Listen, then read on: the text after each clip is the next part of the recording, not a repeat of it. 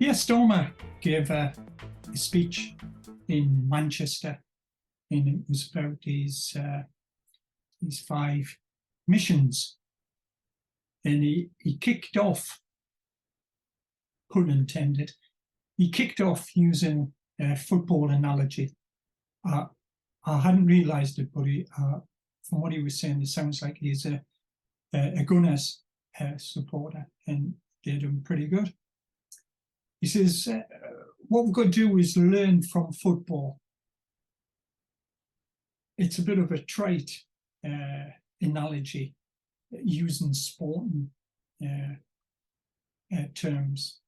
The reason why I consider it trite is because whereas in a football league, in this case the Premiership, only one team can win it. But in a society, I think that's the wrong type of analogy to use. I think what he was trying to use was the analogy of Britain being the team. I still think it's a poor analogy.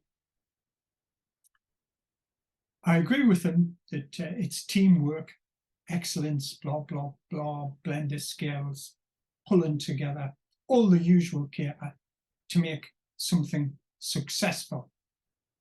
But I think there's a fundamental difference with using sporting analogies.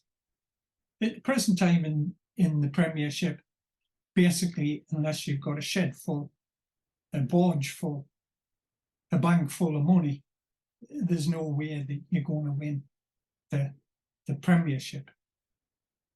I'm not too sure if he realised, if he continued his analogy, where is Britain going to get the money for the 5 missions?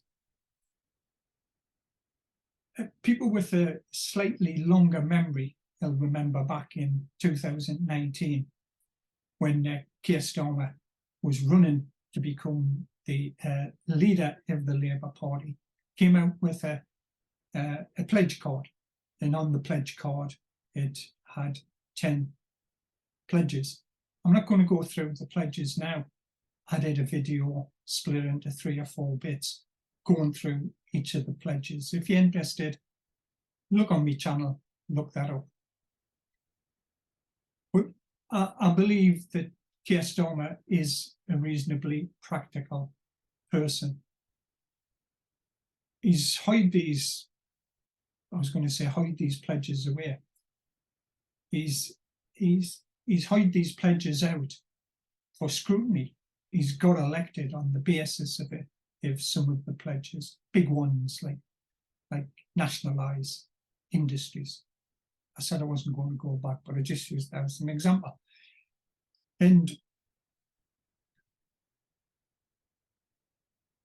he's held these up to scrutiny by himself, or perhaps his team of people that works with him.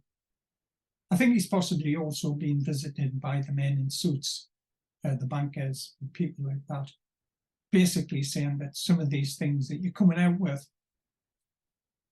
are going to cost a lot of money, or they're impractical, and they're going to cost a lot of money. So times move on, people move on, the Tory party's moved on. Rishi Sunak came out with his Phantom 5, or Fabulous 5, or Phantom Fabulous 5. He's got 5 goals, whatever. So in the interests of consolidation, Kier Starmer is taking his down to 5. But he's slightly changed the way that he's going to look at them. They're not pledges anymore, they're missions. Pledge out, mission in. He says the tactics of teams may change, different managers, blah, blah, blah. But most of the successful teams have a pursuit of single-mindedness, of trying to win competitions or cups. And he says we should be the same in the country, and he says we should focus, ambition, blah, blah, blah. Mission. And we need a balance, and Britain needs a sense of purpose. This is an old, tried, to my mind, worn out where you go to the populace of the country and ask them to unify, come together. We've got a mission. It's bigger than the individual. I didn't think it worked in the past. I don't think it works now. People aren't against that, but they're more for what can they do for themselves and their families. I understand the concept that if everybody does better, then your family does better. But he had his shirt off. He was there for business. Obviously, the heating in the auditorium in Manchester must be on a cheap tariff. This was just the warm-up. This was just the preamble. This was just why people are getting sat in their seats, putting their toffees in, waiting for the main event to kick off. And this was to allow him to get to the point where he could state his missions.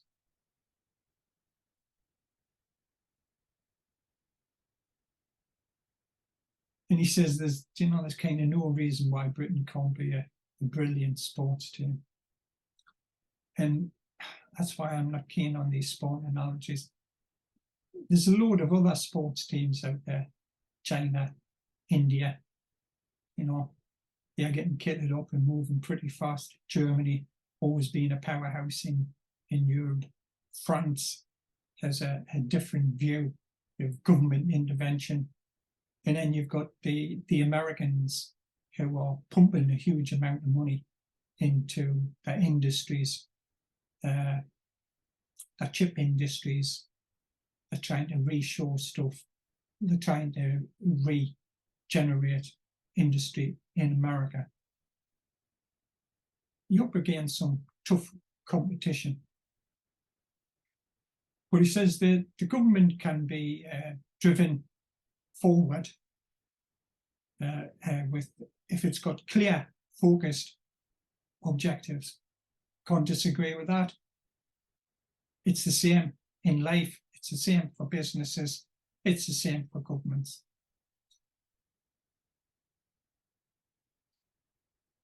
It then gives the Tories a bit of a kick in.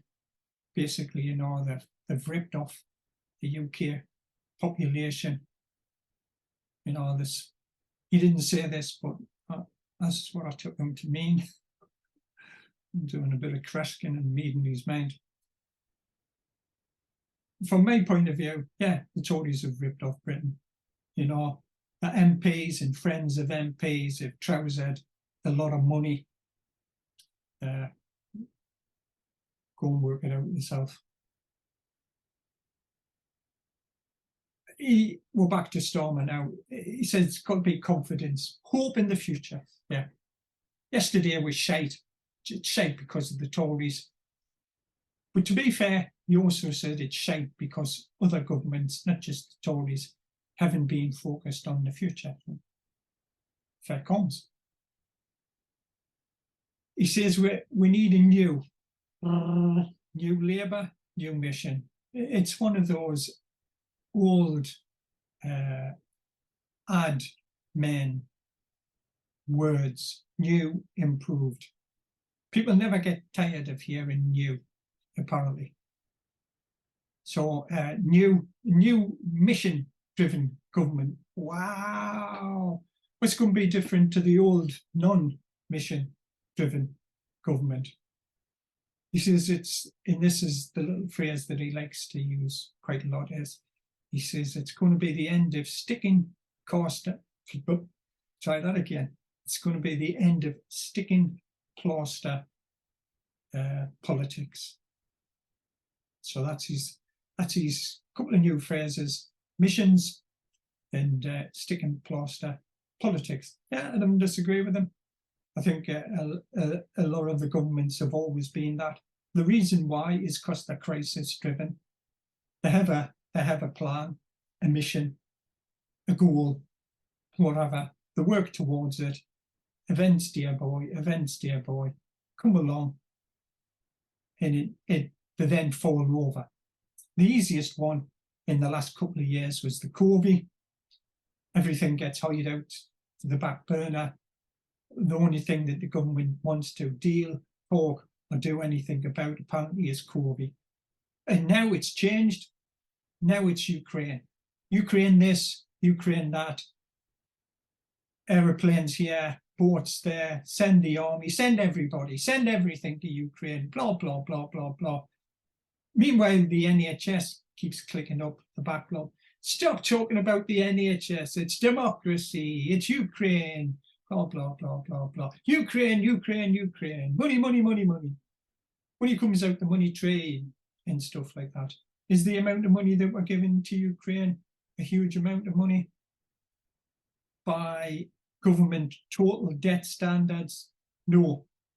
Could that money be put to good use in the UK? Possibly, yes. It's a balancing act. That's why things change. That's why lots of governments are hit by the economic winds and events, dear boy, events. So we've got the new mission thing that's now embedded. He said that a few things. He says we haven't got to accept that the best days of the UK, Britain. I don't think he used the word UK. I think he uses Britain all the time. Britain, the best days of Britain are not in the past. Blah, blah, blah. Where you heard that before. Go to any American election, they'll say the same thing. Best days of America on behind us. It's in the future. We've got to look forward. We've always been a forward-looking nation. Blah, blah, blah, blah, blah. He says he doesn't accept it. He doesn't accept that the best days of Britain is in the past. And if we use the missions, the new missions, the new 5 driven missions, that this can help. So perhaps it can, perhaps it can't. Someone cynical would say mission's impossible. And when's Tom Cruise turning up? So Kier Starmer, he's going to be like the Tom Cruise with the missions impossibles.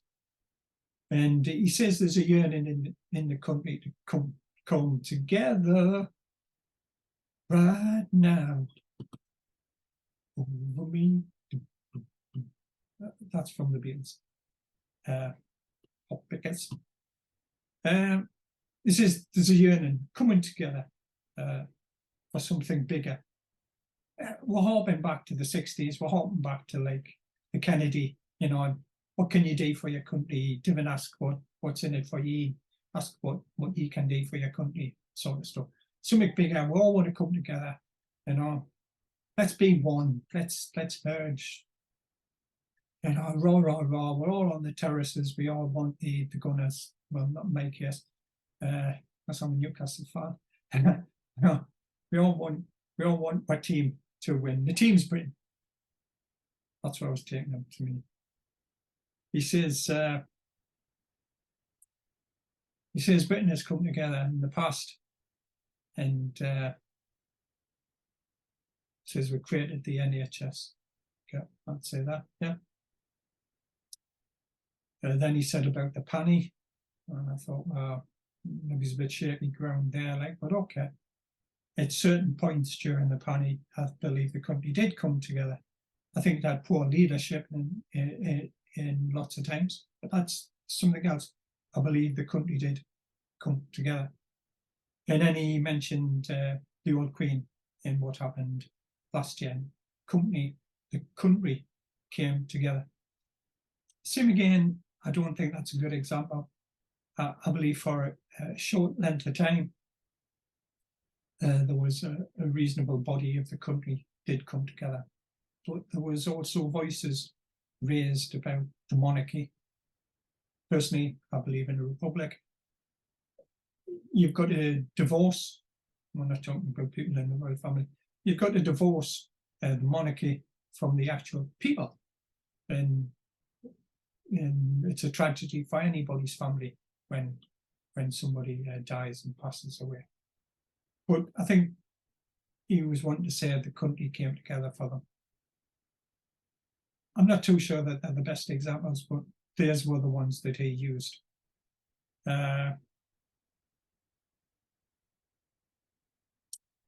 Like I say, the panny, I don't think it was managed as well as what it could be. There was a lot of knee jerking.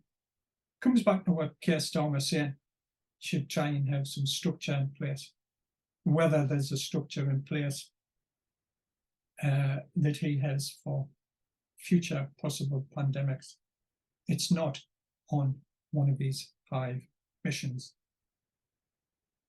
Like I say, it was a boon to Tory donors and friends of Tory donors in associated spivs.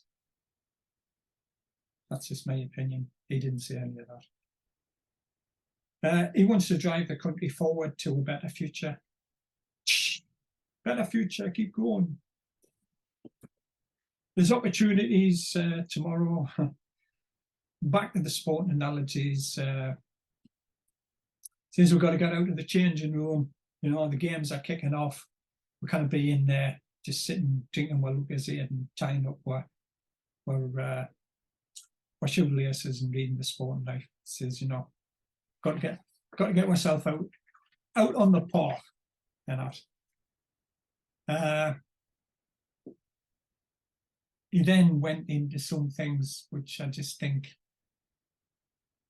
don't stack up, but I'll use what he used. He says there's no reason why Britain can't be like a superpower in offshore wind. You know, there's loads of water, a lot of it's got wind in it, and we should be building them windmills all over the place. And we should be by 2030. Bear in mind that if there's an election, it'll probably be next year, 24. So let's say he's got 25, 26, 27, 28, 29. Call it 5 years. Give him 6 for a little bit. In case there's an election this year. Hey, 6 years, he says, we want all the electricity in the UK to be generated by renewables, need carbon things, need gas and oil and stuff like that. Need wood now, like, oh, sorry, wood's renewable, so you can use wood. And he says, well, why can't we build quantum computers? Why can't we be the world leader in quantum computers? And you just can't. What do quantum computers work on? Do they work on chips? Or do they work on something else? Because if we work on chips, there's need chip factories. There's plenty of chips, plenty of chip shops. There's need chip factories as I'm aware. I think the nearest one to us is just to the west of Dublin. I think Intel, and they're putting in big new fab up there. They're spending bazillions of pints and Murphys to build that. Pint to Murphys, please. Murphys rather than Guinness. Personal preference. He says, why can't we be the quantum computers? And I just thought, this is, most people don't know what quantum computers are. I'll add myself to that list. I know that they're supposed to be like a superpowered charged up computer. I'm not too sure if they run on something different, but all the stuff that you buy, it's got chips in it. The chips are coming from South Korea, Taiwan, Formosa, China. Use whichever term suits you.